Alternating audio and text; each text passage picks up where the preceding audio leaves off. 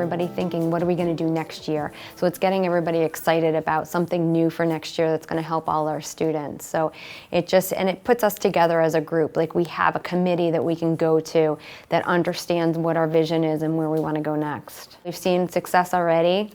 We've been, for our state testing, we've seen as one of the schools that had great achievement.